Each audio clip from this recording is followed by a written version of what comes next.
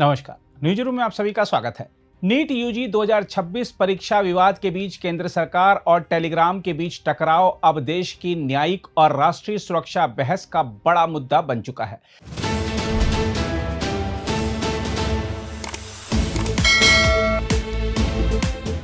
दिल्ली उच्च न्यायालय ने आज टेलीग्राम की उस याचिका को खारिज कर दिया जिसमें उसने केंद्र सरकार द्वारा लगाए गए अस्थायी प्रतिबंध को चुनौती दी थी। अदालत ने साफ कहा कि सूचना प्रौद्योगिकी अधिनियम की धारा 69A के तहत सरकार को इस मंच पर रोक लगाने का अधिकार है और मौजूदा परिस्थितियों में सरकार का फैसला उचित और ठोस आधारों पर लिया गया है। दरअसल 21 जून को होने जा रही नीट यूजी पुनर्परीक्षा से पहले केंद्र सरकार ने टेलीग्राम पर 22 जून तक अस्थायी रोक लगा दी थी। केंद्र सरकार का कहना था कि इस मंच का इस्तेमाल प्रश्न पत्र लीक, फर्जी दावे फैलाने, साइबर अपराध और संगठित धोखाधड़ी के लिए तेजी से किया जा रहा है। देखा जाए तो राष्ट्रीय परीक्षा एजेंसी की सिफारिश पर उठाया गया यह कदम केवल परीक्षा की निष्पक्षता बचाने तक सीमित नहीं था, बल्कि लाखों छात्रों के भविष्य को सुरक्षित करने की कोशिश भी था। हम आपको बता दें कि 3 मई को हुई नीट परीक्षा को प्रश्न पत्र लीक के आरोपों के बाद 12 मई को रद्द करना पड़ा था। जांच सीबीआई के हाथ में है और जांच एजेंसियों को ऐसे कई टेलीग्राम चैनलों के प्रमाण मिले हैं जो पेपर लीक के नाम पर छात्रों से हजारों से लेकर लाखों रुपए तक वसूल रहे थे। पेपर लीक नीट, री नीट 2026, प्राइवेट माफिया और री ई नीट माफिया जैसे नामों वाले चैनल खुलेआम सक्रिय थे। ऐसे में सरकार की चिंता केवल आशंका नहीं बल्कि ठोस अनुभव और जांच पर आधारित थी। अदालत में भी केंद्र की ओर से पेश सॉलिसिटर जनरल तुषार मेहता ने जिस तरह टेलीग्राम की संरचना को समझाया, उसने इस मंच की गंभीरता को और स्पष्ट कर दिया। उन्होंने बताया कि एक अकेला उपयोगकर्ता 40 तक बॉट बना सकता है, जबकि दूसरे मंचों पर ऐसी सुविधा सीमित है। यही बॉट संगठित नेटवर्क तैयार कर कुछ ही मिनटों में लाखों लोगों तक संदेश पहुंचा सकते हैं। सबसे चिंताजनक बात यह है कि टेलीग्राम का ढांचा ऐसा है जिसमें अपराधी नकली पहचान, क्लाउड आधारित संचालन और लगातार बदलते समूहों के सहारे कानून प्रवर्तन एजेंसियों की पकड़ से बाहर बने रहते हैं। केंद्र ने अदालत में यह भी बताया कि केवल चैनल हटाने से समस्या खत्म नहीं होती। जैसे ही एक चैनल बंद होता है, उसी सामग्री और नेटवर्क के साथ नए समूह, नए बॉट और नई पहचानें तैयार हो जाती हैं।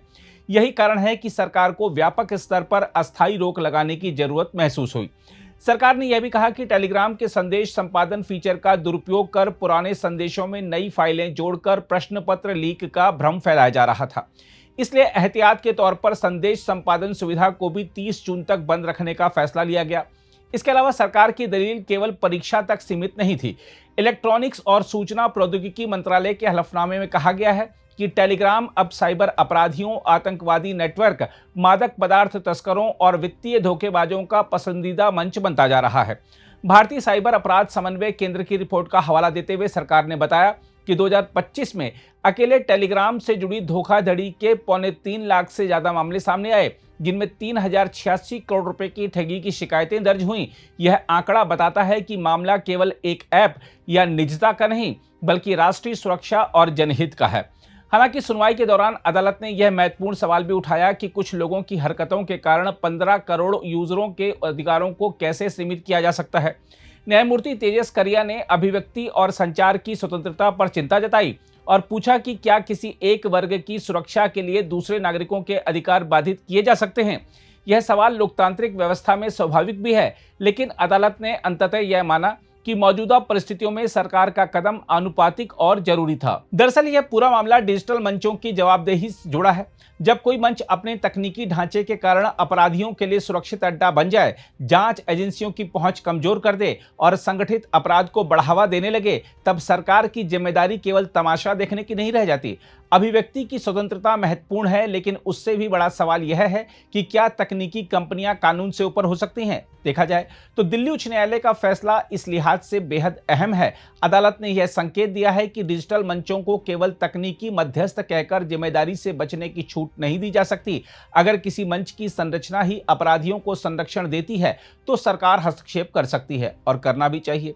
नीट जैसी परीक्षा जिसमें लाखों छात्रों का भविष्य दांव पर हो, वहां किसी भी प्रकार की ढिलाई पूरे शिक्षा तंत्र की विश्वसनीयता को नष्ट कर सकती है। बहरहाल यह स्पष्ट है कि टेलीग्राम पर केंद्र की चिंता केवल राजनीतिक या प्रशासनिक प्रतिक्रिया नहीं, बल्कि राष्ट्रीय हित, परीक्षा व्यवस्था और साइबर सुरक्षा से जुड़ा गंभीर प्रश्न है। अदालत की मोहर ने यह भी साफ कर दिया है कि डिजिटल स्वतंत्रता का अर्थ अराजकता नहीं हो सकता। अगर आप भी लेना चाहते हैं देश दुनिया की तमाम जानकारी तो आज ही सब्सक्राइब करें हमारे चैनल को। साथ ही नीचे दिए बेल आइकन को जरूर दबाएं ताकि हर अपडेट आप तक पहुंच सके।